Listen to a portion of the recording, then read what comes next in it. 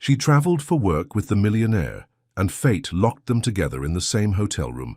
Before we explore all the details of this incredible story, tell us where you're following us from and the time. Subscribe to the channel so you don't miss a thing, and let's embark on this journey together. She never looked at the clock during meetings anymore. Time had become irrelevant when your life revolved around other people's deadlines. Simone Hayes sat at the polished conference table, her fingers dancing across the tablet screen as she pulled up the quarterly projections. Around her, 12 executives in expensive suits shifted in their chairs, waiting for her magic touch to transform their chaos into order. It was Tuesday morning in Chicago, and the city's skyline gleamed through the floor-to-ceiling windows of the 42nd floor, but Simone's attention was laser-focused on the numbers that didn't lie. "The Brisbane client wants to move the launch date up by 3 weeks, announced Carol, the marketing director, her voice tinged with the kind of panic that Simone had learned to recognize from a mile away. "That's impossible," muttered someone from the back. "Nothing's impossible," Simone said quietly, her voice cutting through the murmurs like a blade. "It's just expensive." She stood up, her heels clicking against the marble floor as she walked to the smartboard. At 30, Simone had mastered the art of commanding attention without raising her voice. Her presence filled the room, not because she tried, but because she understood something most people didn't. Confidence wasn't about being loud, it was about being indispensable. "We move the Singapore team to night shifts, coordinate with our London office for overlapping hours, and contract 2 additional development teams in Austin." Her marker moved across the board, drawing connections between cities, time zones, and possibilities. "Brisbane gets their launch date, we stay under budget, and everyone keeps their jobs." The room fell silent. Then Carol started taking notes. "How do you always make it look so easy?" whispered Jensen, the junior analyst sitting next to her. Simone smiled, a rare, genuine expression that transformed her face. "Because I stopped believing that impossible was a real word when I was 12, and my grandmother told me I'd never amount to anything." The meeting dissolved into the usual post-decision buzz, but Simone remained at the board, staring at the interconnected lines she'd drawn. Each connection represented people, families, dreams. She'd learned long ago that business wasn't about numbers, it was about the humans behind them. "Ms. Hayes." The voice made every conversation in the room stop. Deep, controlled, with just enough edge to remind everyone who signed their paychecks. Simone turned slowly, her professional mask sliding into place. Julian Drake stood in the doorway like he owned the air itself, which, technically, he did. At 37, the CEO had built Technova from a garage startup into a multinational empire, and it showed in every precise movement, every calculated pause. His charcoal suit was perfectly tailored, his dark hair impeccably styled, and his grey eyes held the kind of intensity that made grown men stammer their presentations. "Mr. Drake," she replied, her voice steady despite the way her pulse quickened. It always did when he appeared unexpectedly. Not because she was intimidated, Simone Hayes didn't intimidate easily, but because Julian Drake had a way of looking at people like he could see straight through their carefully constructed facades. "I need to see you in my office, now." The word "now" wasn't a request. It never was with Julian. The conference room emptied quickly, leaving behind only the lingering scent of expensive cologne and nervous energy. Simone gathered her tablet and notes, her mind already racing through possible scenarios. Had she overstepped with the Brisbane solution? Made a promise the company couldn't keep? The elevator ride to the 45th floor felt longer than usual. Julian stood beside her in perfect silence, his presence filling the small space like electricity before a storm. She'd worked for him for 2 years, had probably spent more time in meetings with him than most people spent with their families, yet she still couldn't read him. That was the thing about Julian Drake. He was a fortress wrapped in an expensive suit, and Simone had never met a fortress she couldn't find a way into. The challenge both frustrated and fascinated her, in ways she refused to examine too closely. His office was a testament to controlled power, floor-to-ceiling windows facing Lake Michigan, minimalist furniture that cost more than most people's cars, and not a single personal photograph or decoration. It was beautiful, intimidating, and completely sterile. "The Boston conference," Julian said without preamble, moving behind his massive desk. "I'm pulling Peterson from the team." Simone blinked. The Boston International Technology Summit was next week, and Peterson was supposed to handle the logistics presentations. "Sir, Peterson's been preparing for months." "Peterson's been preparing to embarrass us."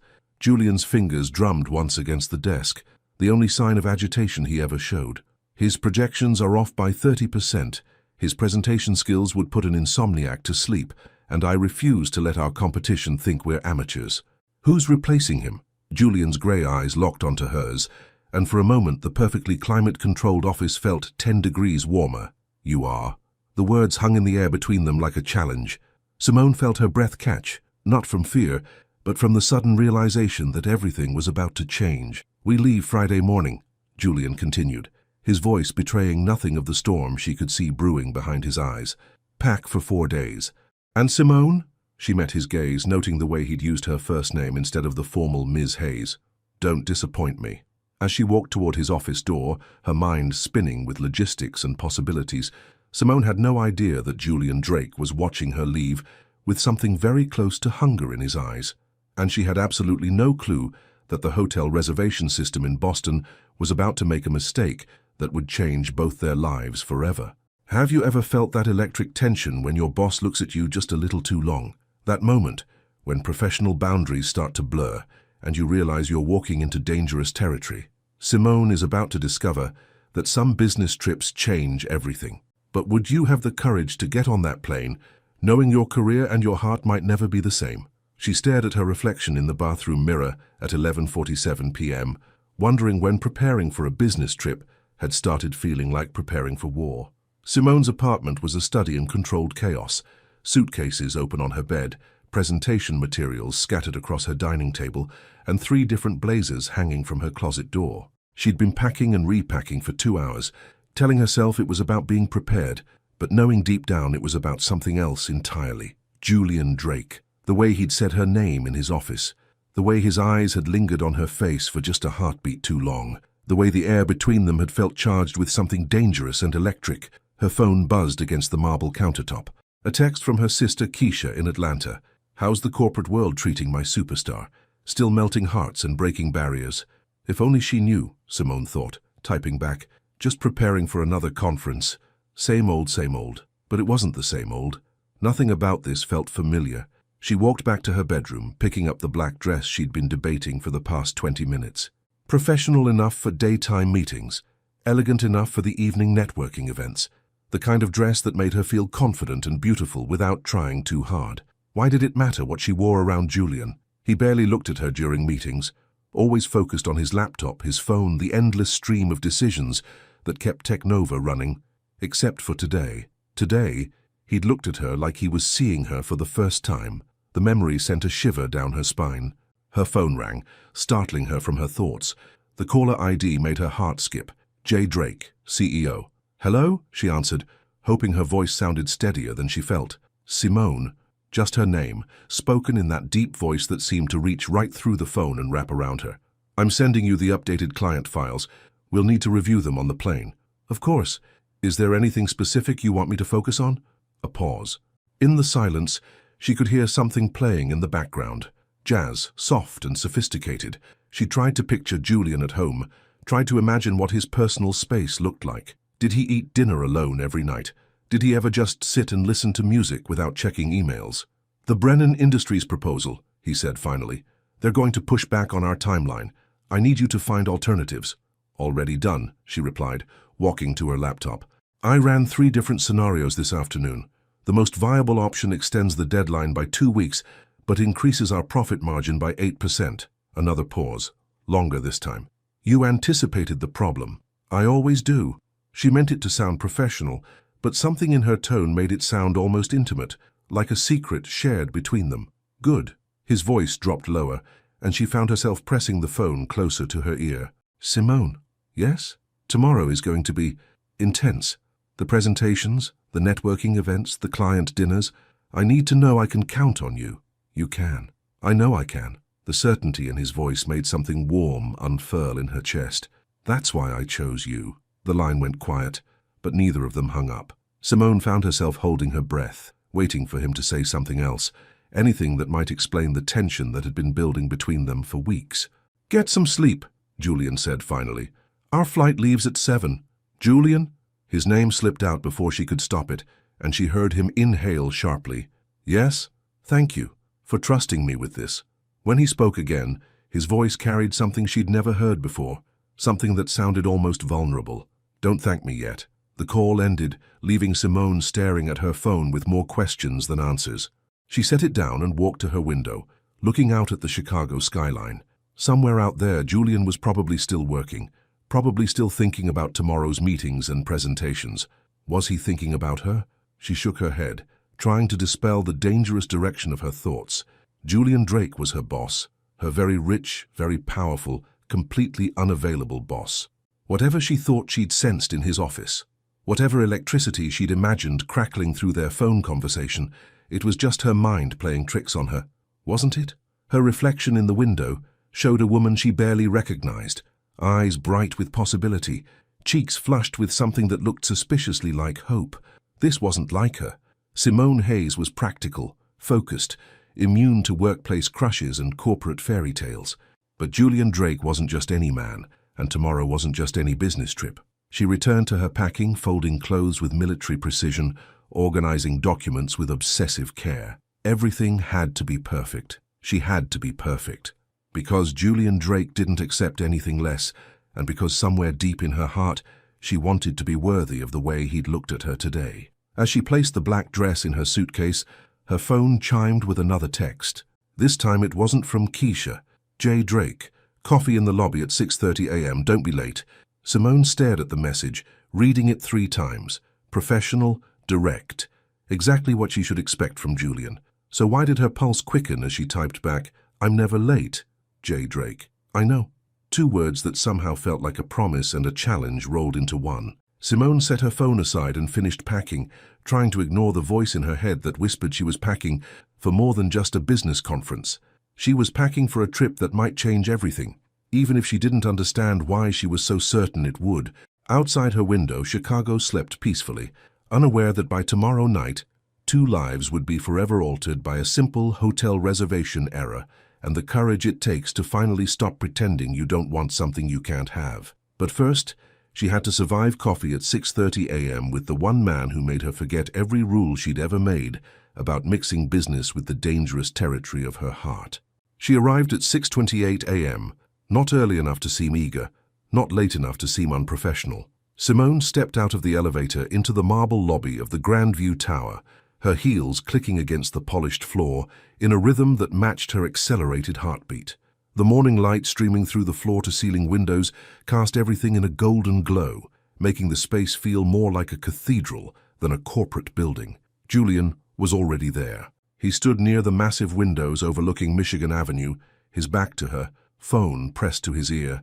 Even from behind, he commanded attention, the perfect posture, the expensive suit that fit him like it was crafted specifically for his body, the way he held himself like he owned not just the building but the entire city. "I don't care if the Singapore team is complaining about overtime. Tell them they can complain from the unemployment line if the Morrison project isn't delivered on schedule." His voice carried across the lobby, and Simone felt a familiar mixture of admiration and intimidation.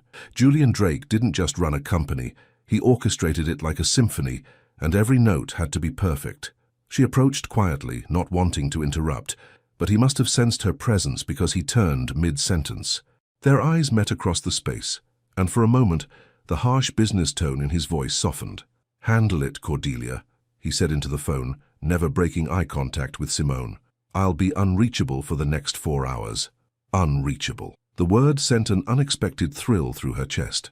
"Good morning," she said, as he ended the call, noting the way the early morning light caught the silver threads in his dark hair. How had she never noticed those before? "You're punctual." He slipped his phone into his jacket pocket, and she caught a glimpse of his watch, a Patek Philippe that probably cost more than her annual salary. "Coffee?" Without waiting for her answer, he walked toward the lobby cafe, assuming she would follow. And she did, because Julian Drake was the kind of man who didn't make requests. He made gravitational pulls that drew everything into his orbit. The barista, a young man with intricate tattoos covering his arms, lit up when he saw them approaching. "Mr. Drake, the usual." "2," Julian replied, then glanced at Simone. "Unless you prefer something different." She should have ordered her own drink, maintained her independence, kept the professional boundary intact. Instead, she heard herself saying, "Whatever he's having is fine." The barista, his name tag read Jasper, grinned as he worked. Double espresso, 1 sugar, splash of cream. Mr. Drake's got excellent taste. While they waited, Simone found herself studying Julian's profile. There was something different about him this morning, something less armored than usual. Maybe it was the early hour, or maybe it was the fact that they were about to spend 4 uninterrupted hours together on a plane, but the rigid CEO mask seemed to have slipped just slightly. "Nervous about the presentation?" he asked, catching her watching him. "Should I be? The Brennan Industries executives are challenging. They're old-school Boston money, the kind of people who think technology should still involve typewriters and carbon paper." He accepted their coffees from Jasper, handing one to Simone. "They're going to test you." "Let them." She took a sip of the coffee and nearly groaned with pleasure. It was perfect, rich, complex, with just enough sweetness to balance the boldness. Like Julian himself, she thought, then immediately tried to banish the comparison from her mind. "You sound confident." "I am confident." She met his gaze directly. "I've been preparing for this my entire career, even if I didn't know it." Something flickered in Julian's grey eyes. Approval, maybe, or something deeper. "Tell me about your career." The request caught her off guard. In 2 years of working together, Julian had never asked her a personal question that wasn't directly related to a project. "What do you want to know?" "Everything." He gestured toward the leather seating area near the windows. "We have 20 minutes before the car arrives." They sat across from each other, the morning sun creating a warm cocoon around them. Simone found herself talking about things she'd never shared in a professional setting. Growing up in Atlanta, her grandmother's influence, the scholarship that changed her life, the long nights studying while working 3 jobs to support herself through college. Julian listened without interrupting, his attention so complete and focused that she felt like the only person in the world. It was intoxicating and terrifying at the same time. "What about you?" she asked when she finished. "How does someone become Julian Drake?" For a moment she thought he wouldn't answer. Then he set down his coffee cup and leaned back in his chair.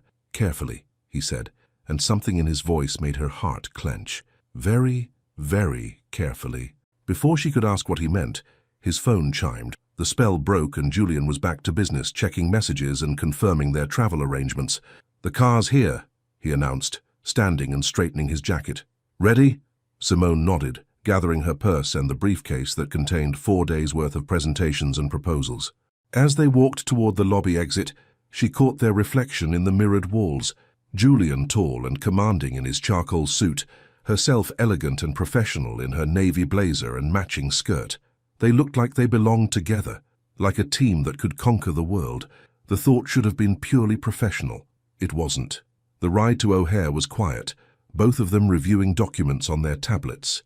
But Simone found herself hyper-aware of Julian's presence beside her, the way he rubbed his temple when he was concentrating, the slight frown that appeared when he encountered something that displeased him, the rare moments when his mouth would curve in what almost looked like a smile. At the airport, everything moved with the efficiency that surrounded Julian wherever he went. First-class check-in, priority security, access to the executive lounge where they had breakfast that neither of them really ate. "Boarding in 10 minutes. Julian announced, checking his watch. "Last chance to change your mind about this trip." "Why would I change my mind?" He looked at her for a long moment, and she saw something in his expression that made her pulse quicken, something that looked almost like warning. "Because," he said quietly, "I have a feeling this conference is going to change things between us." The boarding announcement echoed through the lounge before Simone could respond, but as they walked toward their gate, Julian's words replayed in her mind. "Change things between us." What did that mean? And why did the possibility fill her with equal parts excitement and terror? She was about to find out, because in less than 2 hours, they would be in Boston, and the hotel reservation system that would alter both their lives forever was already making its fateful mistake. But first they had to survive a flight where the only thing separating them would be a narrow aisle and the increasingly fragile walls of professional propriety. As they settled into their first-class seats, Simone couldn't shake the feeling that she was boarding more than just a plane. She was stepping into a story that would redefine everything she thought she knew about love, power, and the dangerous territory where the two intersect. The flight had been 2 hours of exquisite torture, disguised as productivity. Simone tried to focus on the Brennan Industries files spread across her tray table, but her attention kept drifting to Julian beside her. He'd removed his jacket shortly after takeoff, and she found herself stealing glances at the way his white dress shirt stretched across his broad shoulders, the way his forearms looked when he rolled up his sleeves to type on his laptop. Professional. She had to stay professional. The quarterly projections look solid, she said, pointing to a chart on her screen, but when Julian leaned closer to see what she was referencing, his cologne, something expensive and woodsy that made her think of midnight and secrets, made her lose her train of thought entirely. Simone. His voice was lower than usual, and she realized she'd been staring at the screen without speaking for a full 30 seconds. Sorry, I was just, analyzing the data. The sound he made suggested he knew exactly what she'd been analyzing, and it wasn't numbers. Now they stood in the marble lobby of the Meridian Grand Boston, one of the city's most exclusive hotels, and Simone was trying to remember why she'd thought this trip was going to be just another business conference. Reservation for Drake, Julian told the desk clerk, a polished woman in her 50s whose nameplate read Beatrice Holloway, concierge manager. Beatrice's fingers flew across her keyboard, but after a moment her professional smile faltered slightly. I'm terribly sorry, Mr. Drake. There seems to be a complication with your reservation. Julian's jaw tightened almost imperceptibly. What kind of complication? Our system shows that you booked a single suite rather than 2 separate rooms. Beatrice's voice remained carefully neutral, but Simone could see the woman bracing herself for an explosion. That's impossible, Julian said quietly, but there was steel in his voice. My assistant booked 2 rooms. I specifically instructed. I'm showing here that the reservation was modified yesterday evening, Beatrice interrupted gently, pulling up something on her screen. A call came in from someone identifying herself as Cordelia Vance, your executive assistant, requesting the change to, and I quote, one luxury suite to better accommodate the executive's extended working sessions. Simone felt her cheeks flame. Extended working sessions. What had Cordelia been thinking? Call her, Julian said to Simone, his voice deadly calm. Now. Simone pulled out her phone with trembling fingers, but the call went straight to voicemail. She's not answering. Because it's Friday evening and she's probably at her book club in Lincoln Park, Julian muttered, running a hand through his hair, the first crack in his perfect composure that Simone had ever witnessed. Beatrice cleared her throat delicately. Mr. Drake, I wish I could offer you alternative accommodations, but we're completely sold out due to the technology summit. Every hotel in downtown Boston is booked solid this weekend. Simone's pulse hammered against her throat.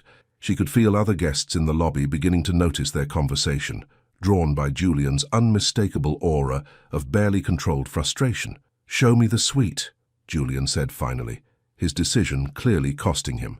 Certainly. Beatrice handed him 2 key cards with visible relief. It's our presidential suite on the 42nd floor. You'll find it has a separate living area, full kitchenette, and, she hesitated, 1 king-size bedroom with a very comfortable sofa in the sitting room. 1 bedroom, 1 bed. Simone felt like the marble floor might give way beneath her feet. The elevator ride to the 42nd floor happened in complete silence. Julian stood on one side, she on the other, both of them staring at the numbers climbing higher as if they held the secrets of the universe. The space between them felt charged, electric, like the air before a thunderstorm. When the elevator chimed softly and the doors opened, Simone's breath caught. The suite was breathtaking. Floor-to-ceiling windows offered a panoramic view of Boston Harbor, the late afternoon sun turning the water into molten gold. The living area was elegantly appointed with cream leather furniture, a marble wet bar, and a dining table that could seat 8. Fresh orchids graced every surface, and the subtle scent of sandalwood filled the air. It was romantic, devastatingly, impossibly romantic. This is, Simone began, then stopped, not trusting herself to finish the sentence. Julian moved to the windows, his hands clasped behind his back as he gazed out at the city. I'll take the sofa. Julian, you don't have to. I'll take the sofa, he repeated more firmly this time. You're here as my business partner, not as anything else. This situation is inappropriate, and I won't make it worse by making you uncomfortable. Something in his tone made her study his reflection in the window glass. His jaw was tight, his shoulders rigid with tension, and she realized he wasn't just being chivalrous. He was protecting himself as much as her. The sofa looks comfortable, she said quietly, then immediately wanted to kick herself for the lameness of the comment. Julian turned from the window, and when his grey eyes met hers, she saw something that made her breath catch, heat, want, and beneath that something that looked almost like vulnerability. Simone. Her name on his lips sounded different than it ever had before, rougher, more intimate. If this arrangement makes you uncomfortable, I can try other hotels. Drive to Providence if necessary. And miss the opening dinner tonight, the presentation tomorrow morning. She shook her head. Julian, we're both adults. We can handle sharing a suite for 4 days. Can we? The question hung in the air between them, loaded with implications that neither of them wanted to examine too closely. Of course we can, she said, but her voice sounded breathless, even to her own ears.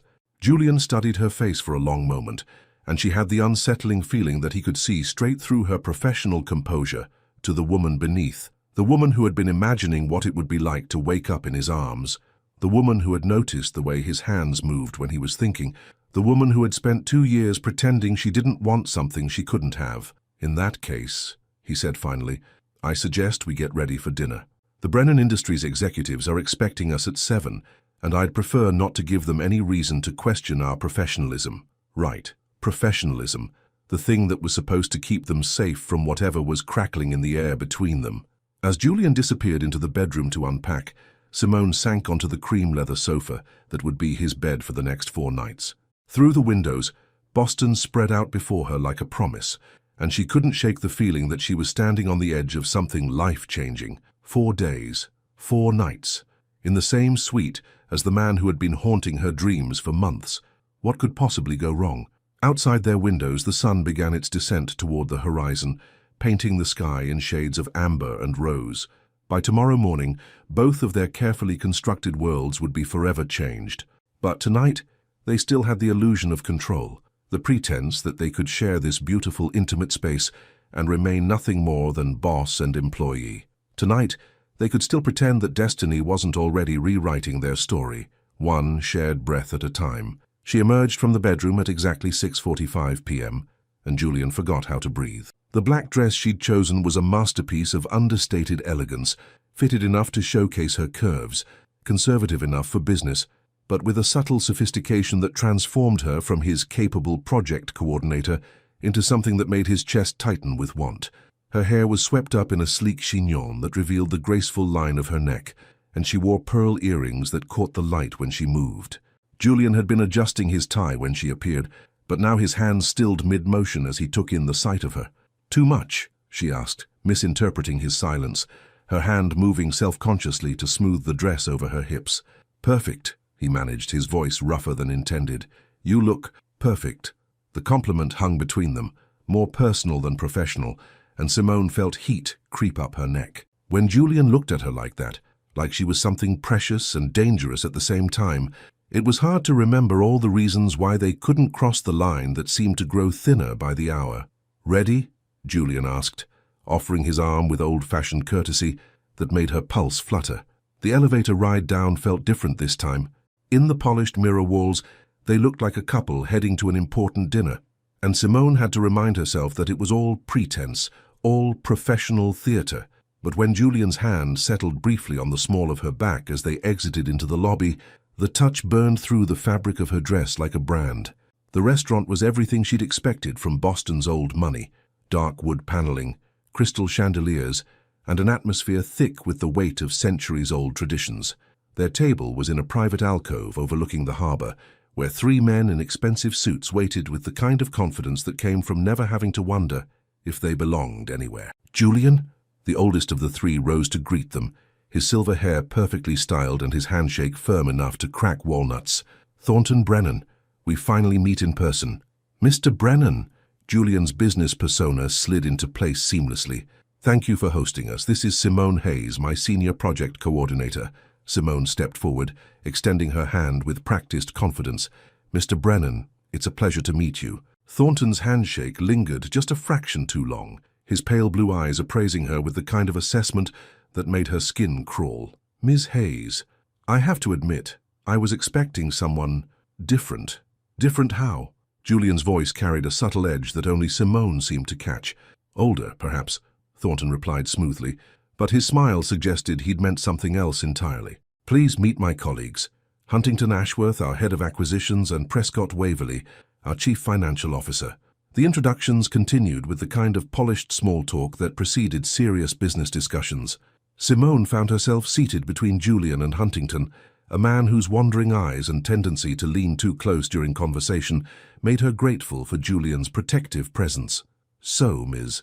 Hayes," Prescott said as their appetizers arrived, "Julian tells us you'll be presenting the implementation timeline tomorrow. That's quite a responsibility for someone so young." The condescension in his tone was barely veiled, and Simone felt Julian tense beside her. But she'd been dealing with men like Prescott her entire career. "Youth has its advantages," she replied with a smile that could cut glass. "Fresh perspectives, innovative solutions, and the energy to work 20-hour days when necessary. I assume that's exactly what you're looking for in a partner." Thornton chuckled. "She's got fire, Julian. I like that in a woman." The comment was inappropriate on multiple levels, but before Simone could respond, Julian's hand found her knee under the table. The touch was meant to be steadying, protective, but the heat of his palm against her bare skin sent electricity shooting through her entire body. "Ms. Hayes brings more than fire to our projects," Julian said, his voice carrying a warning that made Thornton's smile fade slightly. "She brings results, which is why our company has a 93% client satisfaction rate." The conversation moved to safer business topics after that, but Julian's hand remained on her knee, his thumb occasionally brushing against her skin in what she tried to tell herself were accidental touches.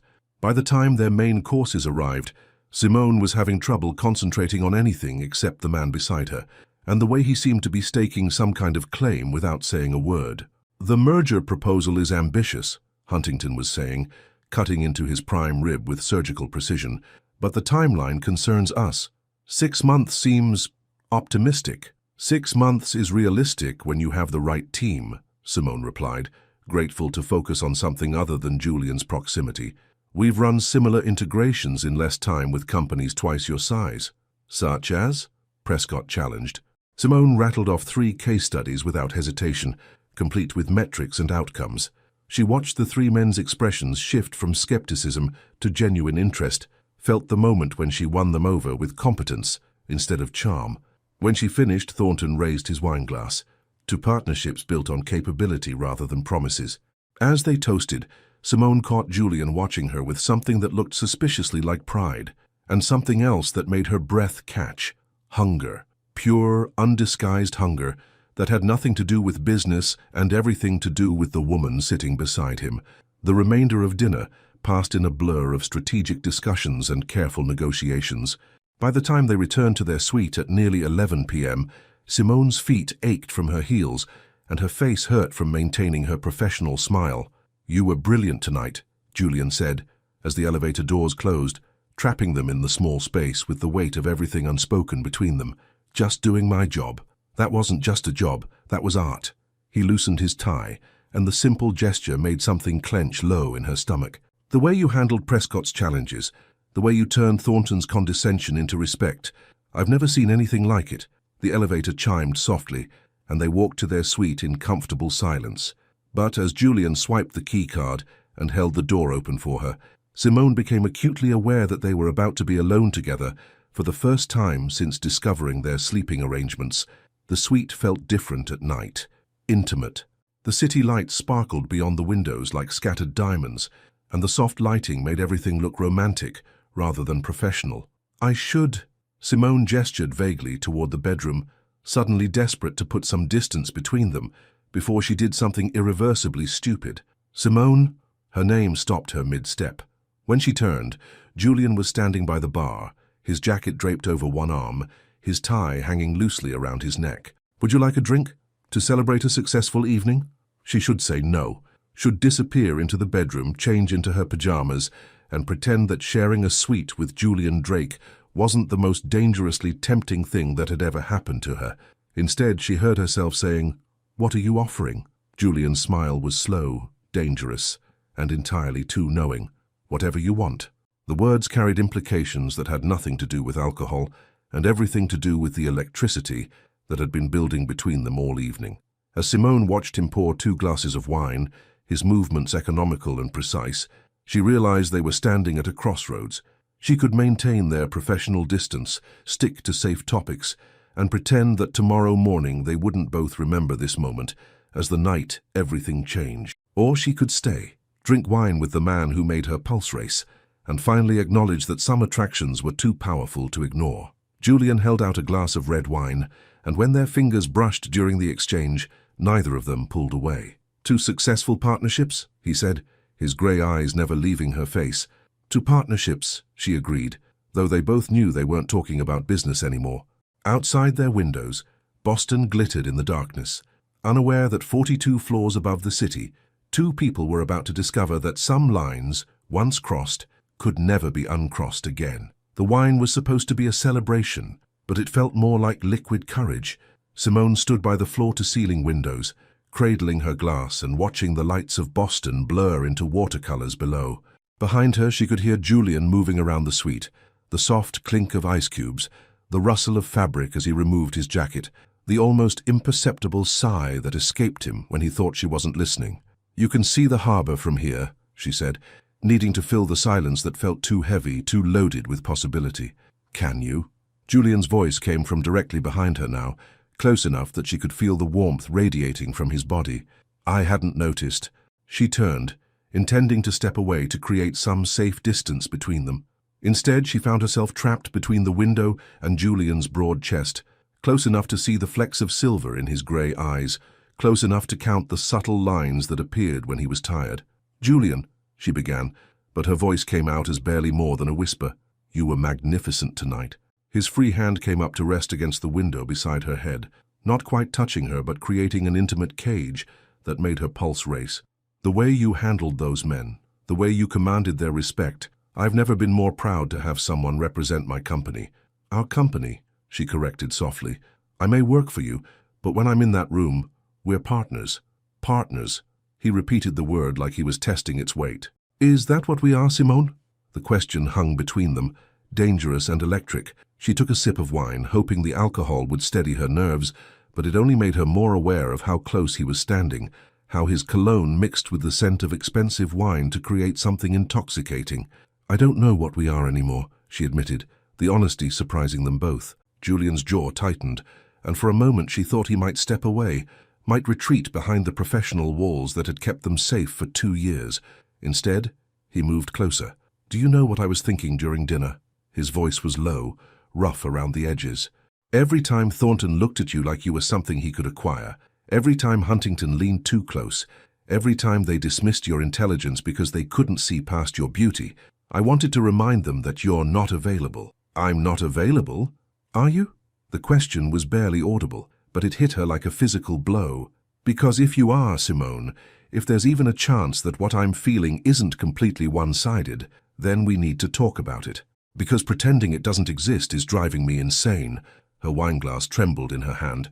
"Julian, we work together. You're my boss. There are rules. Fuck the rules." The profanity, so unlike his usual controlled demeanor, made her breath catch. Julian Drake didn't lose control. Julian Drake didn't let emotions dictate his decisions. Julian Drake definitely didn't stand in luxury hotel suites confessing his feelings to his employees. Except he was doing all of those things, and the vulnerability in his eyes was more devastating than any amount of corporate power could ever be. "Tell me you don't feel it," he said, his voice barely controlled. "Tell me that when I touch your hand during meetings, when I stand too close in elevators, when I say your name, tell me you don't feel anything, and I'll back away. I'll transfer you to another department, give you a promotion, whatever it takes to make this go away."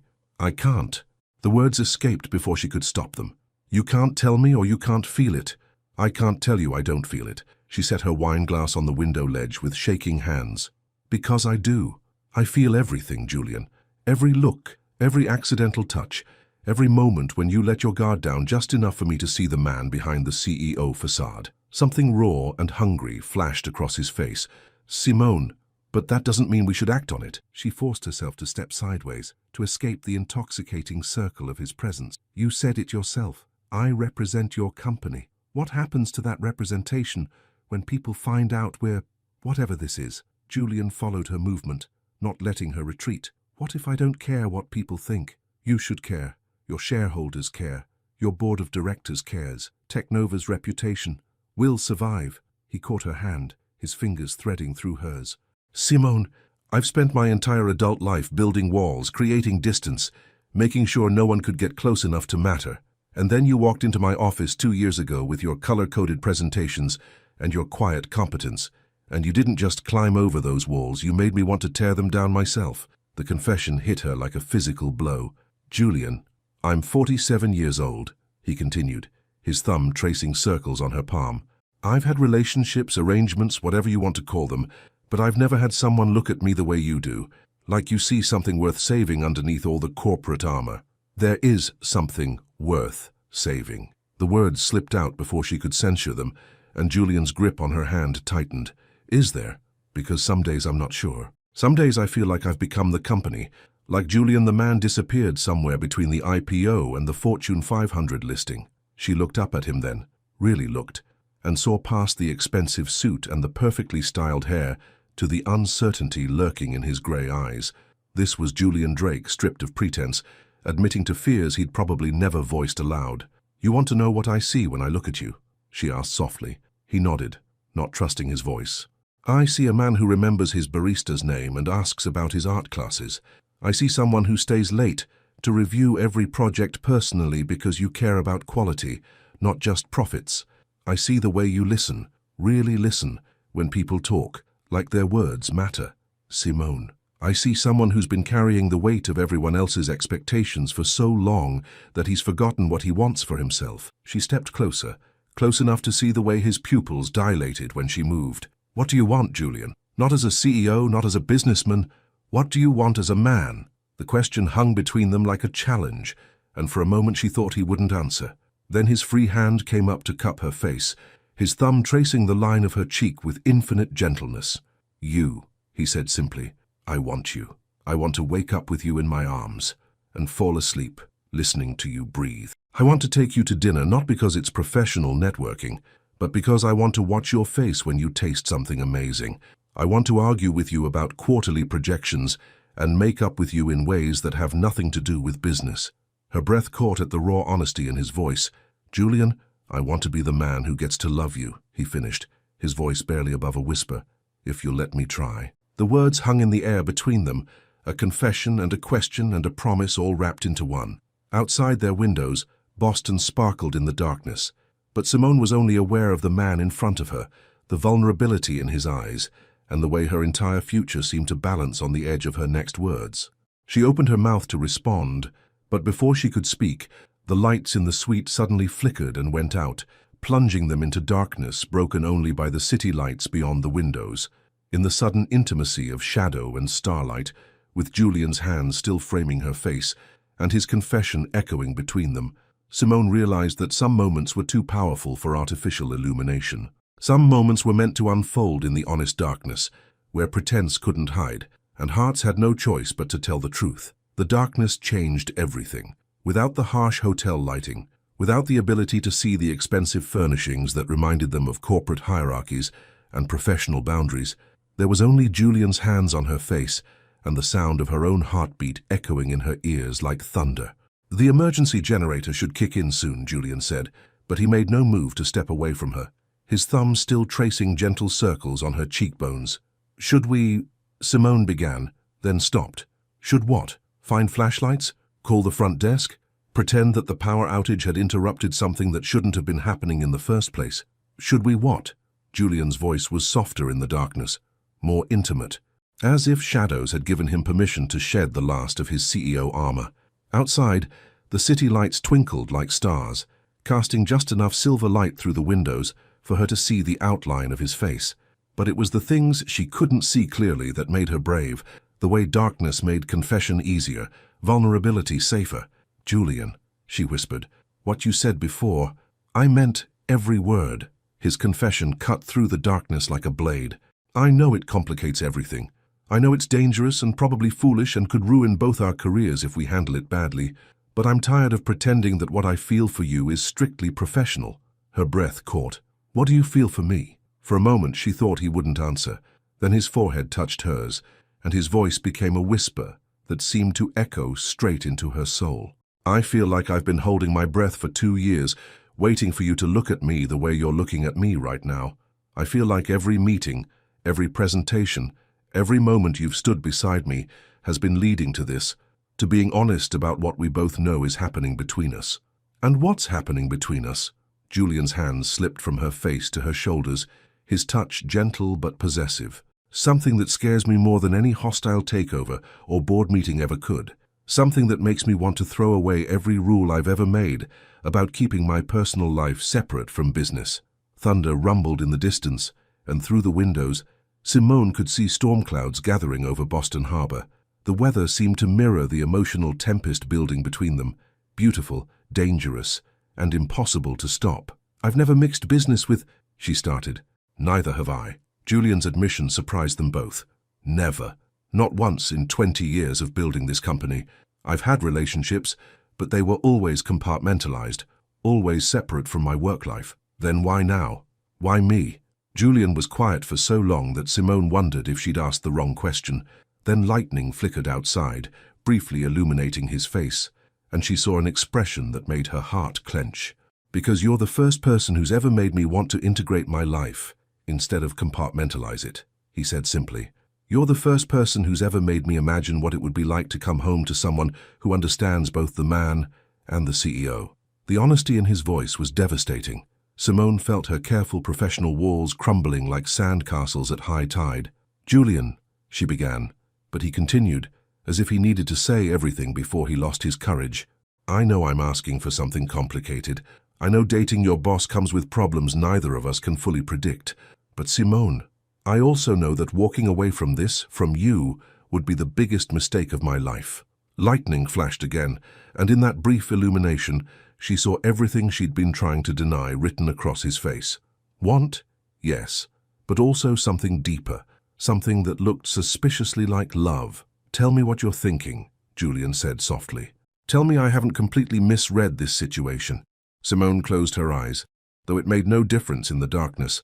When she opened them again, her decision was made. "You want to know what I'm thinking?" Her voice was steadier than she felt. "I'm thinking that 2 years ago I took a job working for a man who intimidated me so much I spent my first week practicing conversations in the bathroom mirror." Julian's hands tightened on her shoulders. "And now? Now I'm thinking that same man just confessed feelings that mirror every secret thought I've had about him for months. I'm thinking that the most powerful CEO in Chicago is standing in the dark, telling me he wants to integrate his life. And the scariest part isn't what that means for my career, it's how much I want to be the woman he integrates it with." The silence that followed her confession was broken only by the sound of rain beginning to patter against the windows. When Julian spoke again, his voice carried a rough edge that made her pulse quicken. "Simone, I need you to be sure about this, because once we cross this line, there's no going back," she finished. "I know, and you're willing to cross it anyway." Instead of answering with words, Simone did something she'd been imagining for 2 years. She rose onto her toes and pressed her lips to his. The kiss was soft at first, tentative, as if they were both afraid that too much intensity might shatter the fragile magic of the moment. But when Julian's arms came around her waist, pulling her closer, when she felt him sigh against her mouth, like a man finding something he'd been searching for his entire life, tentative became hungry. Julian kissed like a man starved, with an intensity that spoke of months of restraint finally released. His hands tangled in her hair, destroying her careful chignon and sending hairpins scattering to the floor. When they finally broke apart, both breathing hard, Simone felt like the world had shifted on its axis. "Jesus!" Julian breathed against her forehead. "That was worth waiting 2 years for," she suggested, her voice breathless. "Worth waiting a lifetime for." His arms tightened around her, as if he was afraid she might disappear. "Simone, are you sure about this? About us? Because I can't pretend anymore that what I feel for you is anything less than—" Thunder crashed overhead, drowning out his words, but Simone heard them anyway in the way he held her, in the reverent way his hands framed her face. "I'm sure," she whispered against his lips. "I'm terrified and exhilarated and completely out of my depth, but I'm sure." When Julian kissed her again, it tasted like promises and wine, and the beginning of something that would change both their lives forever. Outside their windows, the storm raged over Boston, but inside the darkened suite, 2 people who had been fighting their attraction for 2 years finally surrendered to the inevitable. As lightning illuminated the sky and thunder shook the building, Simone realized that some storms weren't meant to be weathered. They were meant to be embraced, even if they changed everything in their path. And this storm, the one building between her and Julian Drake in the intimate darkness of their shared suite, was just getting started. The emergency generator hummed to life, bringing soft lighting back to the suite, but neither of them noticed. They were too busy discovering that some illumination had nothing to do with electricity and everything to do with finally allowing themselves to see what had been there all along. Simone woke to the sound of rain against windows and the unfamiliar weight of an arm around her waist. For a moment, suspended between sleep and consciousness, she let herself exist in the warmth of being held, in the steady rhythm of breathing that wasn't her own. Then reality crashed over her, like cold water. Julian. She was in bed with Julian Drake. The events of the night before came flooding back, the storm, the darkness, the confessions that had stripped away 2 years of professional pretense, the kiss that had changed everything. And afterward they had talked until nearly dawn, lying together on the massive bed, sharing stories and secrets with the kind of intimacy that she'd never experienced with anyone. Now, in the grey light of a rainy Boston morning, panic began to set in. What had they done? Julian stirred behind her, his arm tightening around her waist in a gesture so natural it made her chest ache. When he spoke, his voice was rough with sleep and something that sounded like contentment. "Good morning," he murmured against her hair, and the intimacy of it sent shivers down her spine. "Julian," she began, but he seemed to sense her tension because his arm loosened, giving her space to turn around and face him. In the morning light, he looked different, younger somehow, with his hair mussed from sleep and his usual armor of expensive suits replaced by rumpled clothes from the night before. But his grey eyes were alert, watchful, as if he was trying to read her thoughts. "Regrets?" he asked quietly, and the vulnerability in the single word made her heart clench. "No," she said quickly, then paused, being honest with herself and with him. "Maybe. I don't know. Julian, what we did last night was finally stop pretending." He reached out to brush a strand of hair from her face, the gesture tender and possessive at the same time. "The question is, what do we do now?" Before she could answer, Julian's phone buzzed insistently from the nightstand. He glanced at the screen and frowned. "Cordelia," he said, showing her the caller ID. She probably heard about the power outage. The mention of his assistant, the woman whose booking error had led to this entire situation, brought the outside world crashing back into their intimate bubble. Simone sat up, suddenly aware that she was wearing Julian's dress shirt from the night before and nothing else. "You should answer it," she said, pulling the sheet up to cover herself. Julian studied her face for a moment, then declined the call. "It can wait." "Julian, we have the presentation today. The meeting with Brennan Industries will happen exactly as planned." He sat up, his attention entirely focused on her. "Simone, nothing about our professional relationship has to change. We can keep business separate from whatever this is." "Can we?" The question came out sharper than she intended. "Because last night you said you wanted to integrate your life, not compartmentalize it." Julian was quiet for a moment, processing her words. "You're right. I did say that, and I meant it. But I also know that what happened between us doesn't change the fact that you're brilliant at your job, or that you've earned every success you've achieved. But now people will question that." The fear she'd been trying to suppress finally found its voice. "They'll say I slept my way to the top, that I'm getting preferential treatment because I'm sleeping with the CEO. Let them." Julian's voice hardened with something that sounded like anger. "Let them say whatever they want. Anyone who's watched you work, anyone who's seen what you're capable of will know better." "Will they?" Simone pulled away from him, needing space to think. "Julian, you're a billionaire CEO. You can afford to ignore gossip and speculation, but I'm a black woman in a white-dominated industry. I can't afford to have my professional reputation questioned, even by association." The words hung between them, raw and honest, and she saw the moment Julian truly understood what she was saying, the privilege he carried, the different rules that applied to each of them. "You're right," he said finally. I should have considered what this would mean for your career, not just mine." "It's not that I don't want this," she said quickly, seeing the hurt flash across his face. "Julian, what happened between us last night it was everything, but we have to be smart about how we handle it." Julian's phone buzzed again. This time it was a text from Thornton Brennan. "Looking forward to your presentation this morning. Heard about the power outage. Hope you're both well rested." The message was innocuous enough, but something in the wording made Simone's stomach clench. Did he know? Had word somehow gotten out that she and Julian were sharing a suite? "We need to get ready," she said, standing and reaching for her clothes from the night before. "Simone," Julian's voice stopped her. "Don't shut me out, please. We can figure this out, together." She turned to look at him, This powerful man who had confessed his feelings in the darkness, who had kissed her like she was the answer to every question he'd ever asked. In the harsh light of morning, with the weight of reality pressing down on them, he looked as uncertain as she felt. "How?" she asked. "How do we figure out how to be together when being together could destroy everything I've worked for?" Julian stood and walked to the window, looking out at the storm-darkened city. When he spoke, his voice carried the weight of a man making a difficult decision. "We take it one day at a time. We prove that what's between us doesn't affect our professionalism. We show everyone, including ourselves, that we can navigate this without compromising either of our careers. And if we can't," he turned back to her, and the intensity in his grey eyes made her breath catch, "then we'll face that when it happens. But Simone, I refuse to walk away from you because of what other people might think or say. What we have, what we started last night, it's worth fighting for." Before she could respond, there was a sharp knock at the suite door. They both froze, looking at each other with wide eyes. "Room service," came a cheerful voice from the hallway. "Breakfast compliments of the Brennan Industries team." Julian and Simone stared at each other, the implications of unsolicited breakfast delivery hitting them both at the same time. Someone knew they were sharing a suite. Someone was sending a message. "What do we do?" Simone whispered. Julian's jaw tightened with determination.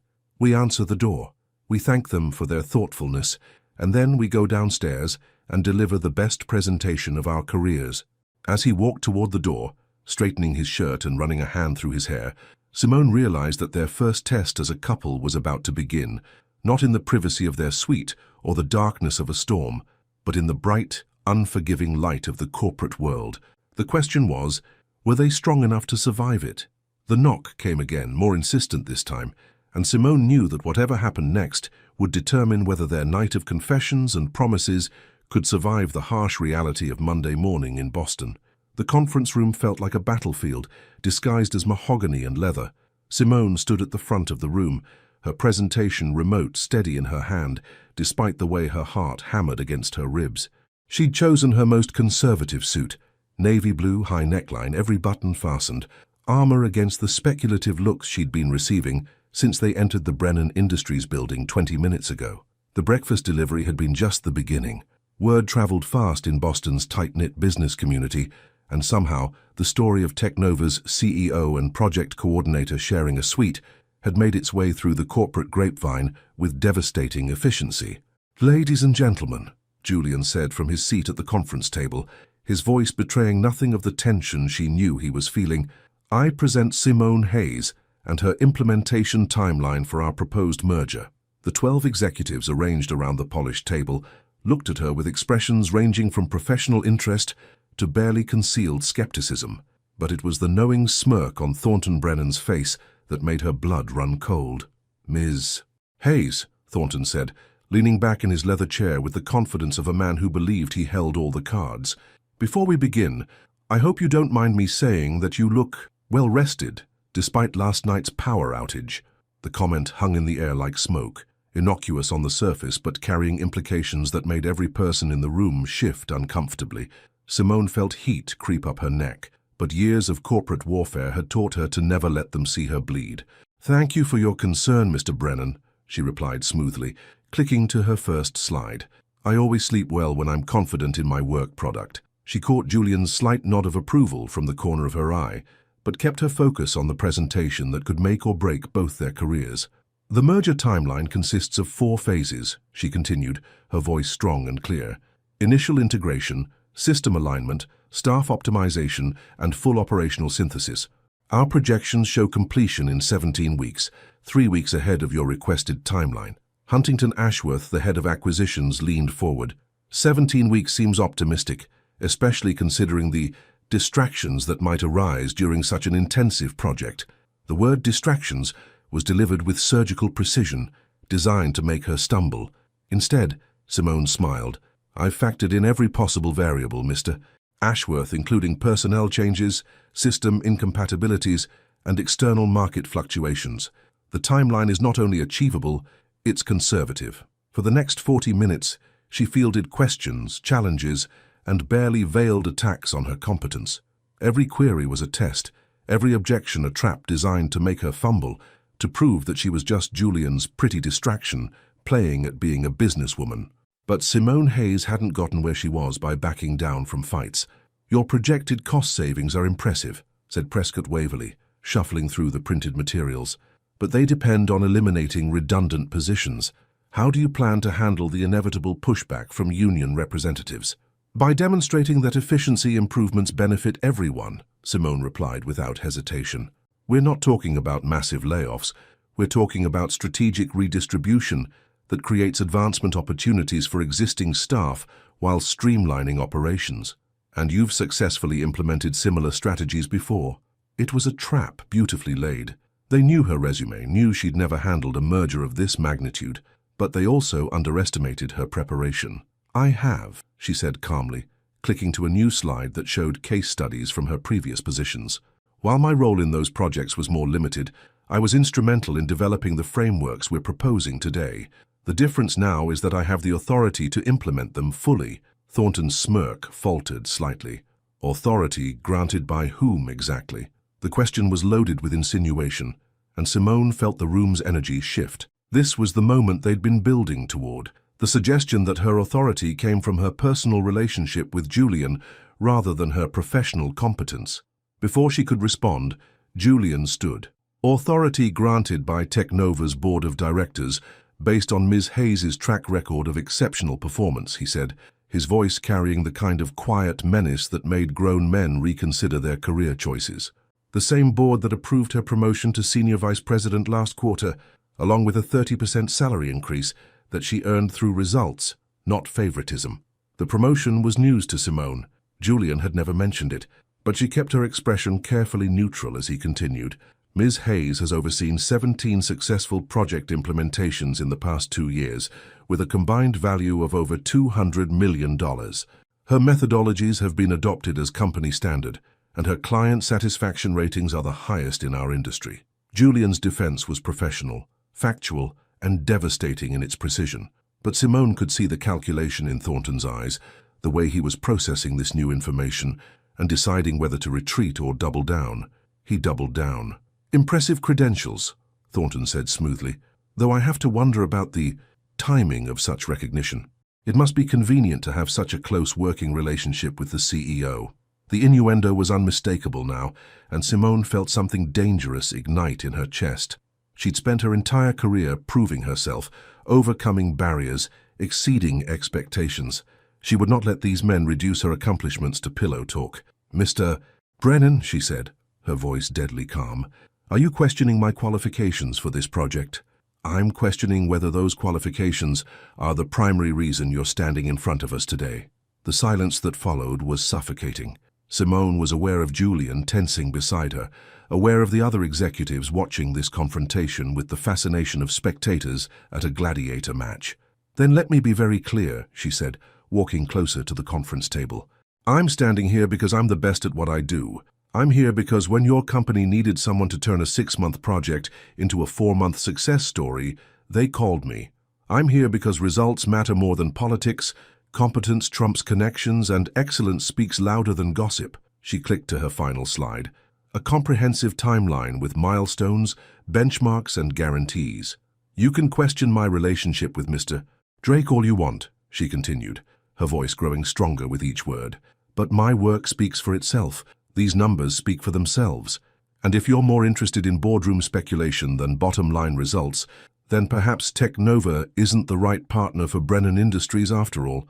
The ultimatum hung in the air like a blade. Simone had just called their bluff, put everything on the line, and dared them to walk away from a deal that could transform both companies. Thornton's pale blue eyes studied her with new respect, and something that might have been admiration. "You're right," he said finally. "Results do speak louder than gossip. And these results," he gestured to the presentation materials, "are exactly what we've been looking for."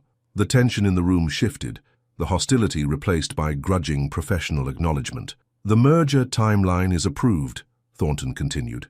"Ms. Hayes, you'll have full authority to implement your strategies. I look forward to working with someone who fights as hard for their projects as they do for their reputation."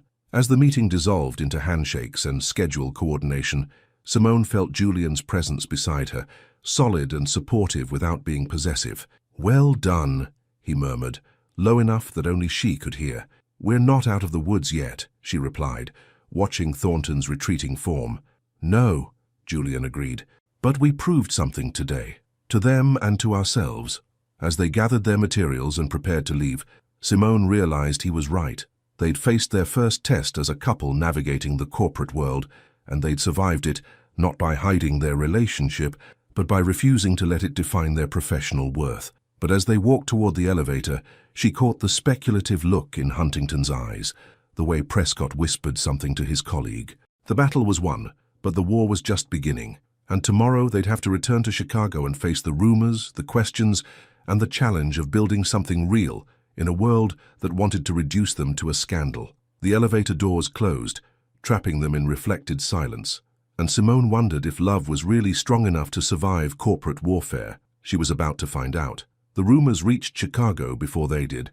Simone discovered this when her phone started buzzing during their taxi ride from O'Hare. Message after message from colleagues, friends, and even her sister Keisha in Atlanta. By the time they pulled up to the Grandview Tower, she had 17 missed calls and a text from Jensen, the junior analyst, that simply read, "Is it true?" "They know," she said quietly, showing Julian her phone screen. Julian's jaw tightened as he read through the messages. Corporate gossip travels faster than private jets, apparently. As they entered the marble lobby that had seemed so neutral just 4 days ago, Simone felt like she was walking into a different world. The security guard's greeting was too careful, the receptionist's smile too bright, and she caught 2 junior executives from the marketing department quickly ending their conversation when they spotted her and Julian together. "Mr. Drake?" called Cordelia Vance, Julian's executive assistant, hurrying across the lobby with her usual efficiency but an unusual tension in her voice. "I need to speak with you immediately." Julian's expression darkened. "In my office. 5 minutes." As Cordelia nodded and headed for the elevators, Julian turned to Simone. "Come with me." "Julian, maybe it's better if—" "Come with me," he repeated, his voice carrying the authority that had built a corporate empire, but also something softer, a plea disguised as a command. The elevator ride to the 45th floor felt endless. When the doors opened, Simone could see the entire executive floor buzzing with barely contained energy. Conversations stopped mid-sentence as they walked past, and she felt the weight of dozens of eyes tracking their movement. Julian's office felt like a sanctuary after the gauntlet of the hallway, but even here tension crackled in the air. Cordelia was already waiting, her usually perfect composure showing cracks around the edges. "Sir," she began without preamble, "the board of directors has called an emergency meeting for this afternoon. Apparently there have been concerns raised about potential conflicts of interest regarding the Brennan Industries merger." "What kind of concerns?" Julian's voice was deadly calm, the kind that questioned whether personal relationships might be influencing business decisions. Cordelia's eyes flicked nervously to Simone. "I'm sorry, Ms. Hayes. I never intended for my booking error to cause problems." "This isn't your fault, Cordelia," Simone said gently, though her stomach was churning. An emergency board meeting meant serious accusations, potential scandals that could destroy careers. Julian moved behind his desk, his movements precise and controlled, a man preparing for war. "What else?" "3 media outlets have reached out, asking for comment about your involvement with a subordinate. Human Resources wants to discuss potential policy violations, and—" Cordelia hesitated. "Thornton Brennan called personally to express his concerns about the professional dynamics he observed in Boston." The betrayal hit Simone like a physical blow. After everything, after she'd proven herself, after they'd won the merger, after Thornton had praised her competence, he was still trying to undermine her with corporate politics. "That bastard," Julian said quietly, echoing her thoughts. He approved the merger, praised Simone's work, and now he's trying to create leverage for renegotiation. "It's a power play," Simone realized aloud. "He wants to destabilize our position before contract finalization." Julian's gray eyes met hers across the office. "Then we don't give him the chance." Before either woman could ask what he meant, Julian was moving, pulling out his phone and dialing a number from memory. "Landry," he said when the call connected. "It's Julian Drake. I need an emergency press conference set up for this afternoon, full media presence." Simone felt her breath catch. A press conference meant going public, meant facing the speculation head-on, instead of trying to manage it quietly. "Julian," she said urgently, "what are you doing?" He held up one finger, still speaking into the phone. 2 o'clock, the main conference room. "And Landry?" Make sure Thornton Brennan gets an invitation." When he ended the call, both women were staring at him with expressions ranging from admiration to terror. "Sir," Cordelia began carefully, "are you sure a public statement is the best approach? This could escalate." "It's already escalated," Julian cut her off. "The difference is now we control the narrative." He turned to Simone, and she saw something in his expression that made her pulse quicken. Not fear, but determination, and something that looked suspiciously like pride. "Simone, I'm going to ask you something, and I need you to be honest with me. Always. Do you trust me?" The question hung between them, loaded with implications that went far beyond corporate strategy. She thought about everything they'd been through: the confession in the darkness, the morning after uncertainty, the battle in the Boston conference room, and now this moment, where their entire future balanced on the edge of a decision. "Yes," she said simply. "I trust you." Julian's smile was fierce and beautiful and absolutely terrifying. "Then marry me." The words hit the room like a thunderclap. Cordelia made a small choking sound. Simone felt the world tilt sideways. "What?" "Marry me," Julian repeated, moving around the desk to stand in front of her. "Not because of the scandal, not because of corporate politics, but because I love you, because what we have is real and important and worth fighting for." "Julian, this is crazy." "Is it?" He took her hands in his, and despite the insanity of the moment, despite the fact that his assistant was witnessing a proposal that would be gossip gold within minutes, Simone felt herself leaning into his certainty. "Simone, I told you in Boston that I wanted to integrate my life instead of compartmentalizing it. This is how we do that. We stop hiding, stop apologizing, and start building something together that's stronger than corporate politics and gossip." "You want to announce our engagement at a press conference?" she asked, her voice barely above a whisper. "I want to announce that Technova's CEO is marrying the most brilliant, capable, beautiful woman in Chicago, and that anyone who has a problem with it can take their business elsewhere." Cordelia cleared her throat delicately. "Sir, the board meeting will become irrelevant," Julian finished. "You can't question the ethics of an engaged couple building a business together. You can't suggest impropriety when we're making our commitment public and permanent." Simone stared at him. This man who had just proposed marriage as a corporate strategy and a declaration of love simultaneously. It should have been unromantic. It should have felt calculated and cold. Instead, it felt like the most Julian thing he could have done, solving their problems with bold action, while making it clear that his feelings for her were non-negotiable. "The ring," she said suddenly. "You can't propose without a ring." Julian's smile became softer, more intimate, even with Cordelia standing 3 feet away. "Actually, I can." He reached into his desk drawer and pulled out a small velvet box that made Simone's heart stop. "Because I've been carrying this for 3 weeks, waiting for the right moment to give it to you. 3 weeks. Before Boston, before the merger, before their night of confessions. He'd been planning this, hoping for this, believing in them even when she was still fighting her feelings. The ring was perfect, a classic solitaire that caught the Chicago sunlight and threw rainbows across his office walls. It was elegant without being ostentatious, timeless without being traditional, and exactly what she would have chosen if someone had asked. "Simone Hayes," Julian said, dropping to one knee right there in his office with his assistant as witness. "Will you marry me? Will you help me build a life that's as extraordinary as you are?" Through the floor-to-ceiling windows, Chicago stretched out before them, the city where they'd met, where they'd built their careers, where they'd fallen in love despite every rule telling them not to. It was their city, and they were about to claim it together. "Yes," she said, her voice strong and clear and certain. "Yes, I'll marry you." The ring slipped onto her finger like it belonged there, and when Julian stood and kissed her, Simone heard Cordelia sigh with what sounded suspiciously like romantic satisfaction. 2 hours later, they stood in front of a room full of reporters, business journalists, and one very pale Thornton Brennan, announcing their engagement and the successful completion of the merger negotiations. The questions came fast and sharp, about timeline, about propriety, about whether their relationship had influenced business decisions, but Julian and Simone answered them together, as partners, making it clear that their love enhanced their professional capabilities rather than compromising them.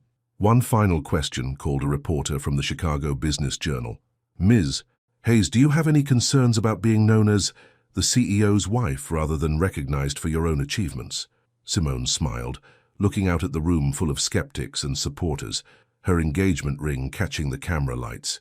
"I'm going to be Julian's wife," she said clearly, "but I'm also going to be Technova's chief operating officer, effective immediately. My achievements will speak for themselves, just as they always have." The announcement of her promotion sent a ripple through the room. Julian had waited until this moment to make it public, ensuring that her new title was associated with the merger success rather than their relationship. As the press conference ended and the reporters filed out, chattering excitedly about the story that would dominate tomorrow's business pages, Simone realized that they had done something unprecedented. They hadn't just survived corporate politics and public scrutiny, they had transformed potential scandal into a love story that proved professional excellence and personal happiness weren't mutually exclusive.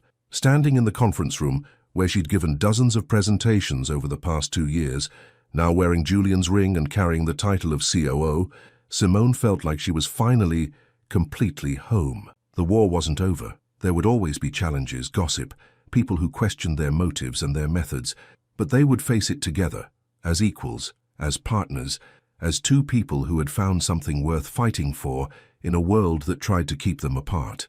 And as Julian's hand found hers, their fingers intertwining with the natural ease of two people who belonged together, Simone knew that sometimes the best business decisions were made with the heart. 1 year later, the morning sun streamed through the floor-to-ceiling windows of their penthouse apartment, casting golden light across the marble countertops where Simone stood making coffee. 1 year. 1 year since the emergency press conference that had changed everything. 1 year since Julian had dropped to one knee in his office and turned corporate chaos into the beginning of their forever. 1 year since they had decided to stop apologizing for loving each other and start building something extraordinary instead. "Good morning, Mrs. Drake," Julian said, his voice still rough with sleep, as he padded into the kitchen wearing nothing but pajama pants and a satisfied smile. "Good morning, Mr. Drake," she replied, handing him a cup of coffee prepared exactly the way he liked it, the same way she'd learned that first morning in the Grandview Tower lobby, back when they were still pretending that what they felt was strictly professional. He kissed her temple as he accepted the cup, a gesture so natural and routine that it still amazed her sometimes. Julian Drake, the man who had once seemed untouchable, now kissed her good morning like it was as essential as breathing. "The Times wants to do a follow-up piece," he said, leaning against the counter beside her. 1 year after the corporate romance that rewrote the rules, I believe they called it. Simone laughed, the sound bright and unguarded in their sun-filled kitchen. "Are we ready for that kind of scrutiny again?" "Are you kidding?" Julian's grey eyes sparkled with amusement.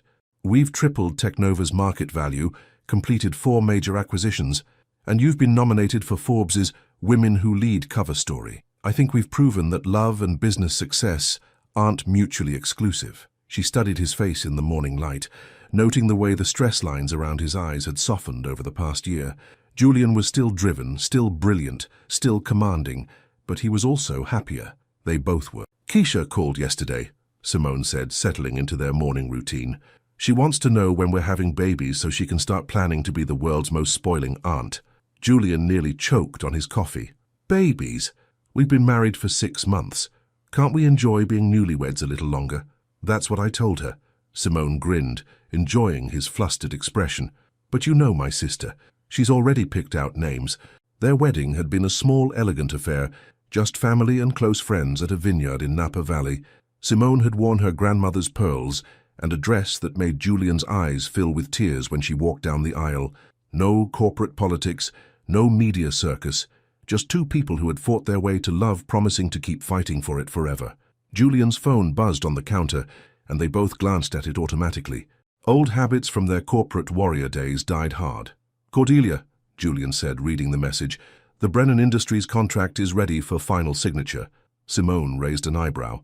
"Thornton finally gave up trying to renegotiate?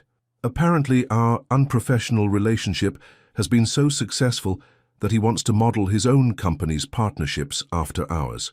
Julian's smile was sharp and satisfied. Sometimes the best revenge is just being happy. They had won in every way that mattered. The merger had been completed ahead of schedule and under budget. Technova had expanded into 3 new markets. Simone's promotion to COO had been followed by recognition as one of Chicago's most influential business leaders under 40. And through it all, their marriage had been the source of their strength rather than a distraction from their goals. "I have something for you," Julian said suddenly, setting down his coffee cup with the kind of careful precision that meant he was nervous about something. Julian, it's not our anniversary for 3 more months. It's not for our anniversary. He disappeared into their home office for a moment, returning with a manila folder that he placed on the counter between them. It's for you. Just you. Simone opened the folder, her breath catching when she saw what was inside. Legal documents, articles of incorporation, a business plan with her name at the top. Hayes Consulting, she read aloud, her voice barely above a whisper. Your own firm, Julian explained, his words coming faster now, the way they did when he was excited about a project. Specializing in corporate integration and merger management. I've already secured your first 3 clients, companies that specifically requested to work with you after hearing about the Brennan success. Tears pricked at her eyes as she flipped through the pages, seeing the careful thought he'd put into every detail. Her own company, her own reputation, her own legacy, separate from and equal to his. Julian, this is... She looked up at him. This man who had just handed her the professional independence she'd never dared to dream of. This is everything. You're everything, he said simply. And you deserve to build something that's entirely yours, something that no one can ever question or diminish. She set the folder aside and reached for him, pulling him down for a kiss that tasted like coffee and promises, and the kind of love that made everything else possible. When they broke apart, both breathing hard, Julian rested his forehead against hers. So, he said, his voice husky with emotion, ready to conquer the world? With you, Simone smiled, thinking about the journey that had brought them here, from that first tense meeting in his office to this moment of perfect partnership. Always. Outside their windows, Chicago hummed with morning energy, the city that had witnessed their love story spreading out before them like a promise. Somewhere out there, other people were falling in love despite the rules, fighting for happiness in spite of the obstacles, proving that the most powerful force in any boardroom was 2 hearts that refused to be separated. And in their kitchen, with the sun painting everything gold and the future stretching out bright and boundless before them, Julian and Simone Drake held each other close and prepared to face whatever came next, together. What would you do if love knocked on your office door? Would you have the courage to answer, knowing it might change everything? Simone and Julian's story reminds us that the greatest mergers aren't always about companies. Sometimes they're about hearts brave enough to risk everything for a chance at forever. Your participation in the channel is very important. Please leave your opinion in the comments. Thank you so much for watching until the end. If you enjoyed this story, don't forget to subscribe to the channel, leave a like, and comment your thoughts. Your participation is very important to us. See you next time.